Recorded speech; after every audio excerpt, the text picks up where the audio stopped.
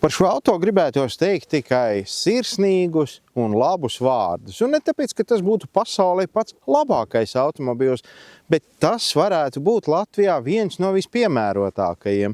Un ne tikai tāpēc, ka cenas ziņā tas ir ļoti pievilcīgs, bet arī ar savu veiktspēju tas pilnā mērā apmierina to, kas ir vajadzīgs pie mums. Tātad ar bezceļiem pat pilsētās tas tiks galā. Jaunās paudzes Dacia Duster. Par to tad arī šoreiz.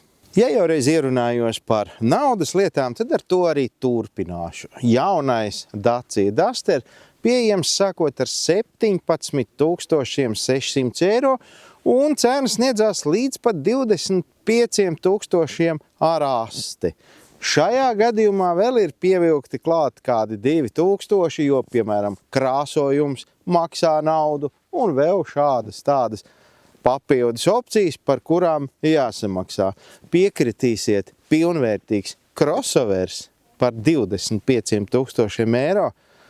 Tas kaut kā, veikalu plauktos nemētājās. Virsbūves formas ir saglabājušas savas ierastās aprises, nākušas klāt dažas detaļas, kas padara šo automobīli vēl vīrišķīgāku nekā tas bija. Es teiktu tā, ar dizainu ir panākts daudz bagātāks skats. Bet kas šeit ir labs? Tas te ir labs. Dacia Duster ir aprīkot ar jaunā parauga LED priekšējiem lukturiem, interesants formas LED aizmugurējiem lukturiem.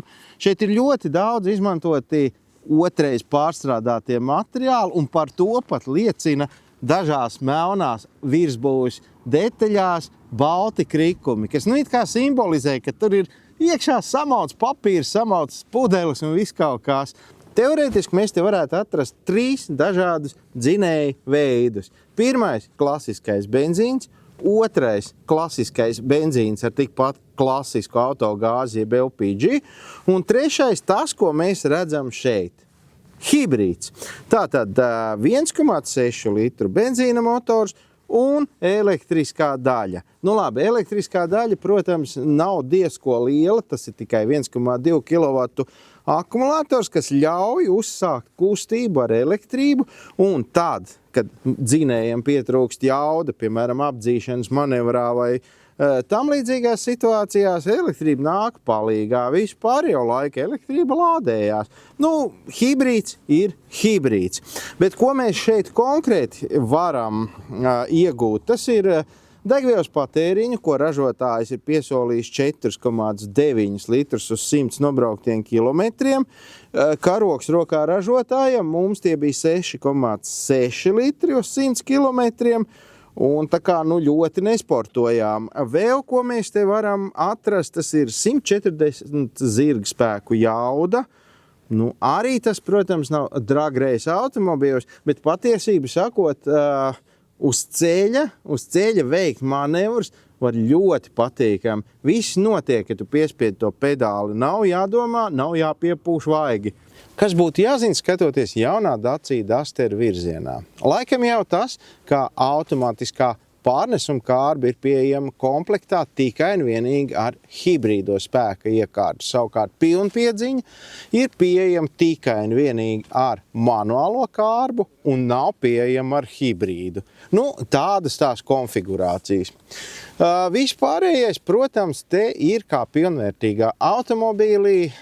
Ja mēs runājam par dažādām elektronikām, tad tās te ir tieši tikpat daudz kā jebkurā citā modernā automobīlī, un tās visas pat strādā. Jā, labi, piemēram, kaut kāda atpakaļskata kamera varbūt nav pareizajā pikselī, bet viss strādā, un to, kas notiek priekšā un aizmugurē, tu ļoti labi redzi. Starp citu, arī bagāžas nodalījums ir pietiekami liels, lai te kaut ko varētu sakrāmēt, un kā mēs saprotam, tad var atlocīt arī krēsla atzveltnis, un tad tas ir liels, milzīgs kravas automobīls. Jau iepriekšējās paudzes Dacia Duster varēja būt pietiekami lepns ar salonu iekārtojumu. Tas izskatījās gaumīgi. Tagad jaunajā te visi ir vēl modernāk un izskatās pavisam stilīgi. Jārēķinās ar to, ka skaidrs, te nav mīkstie materiāli, bet tā ir arī tikai 20 000 eiro cena.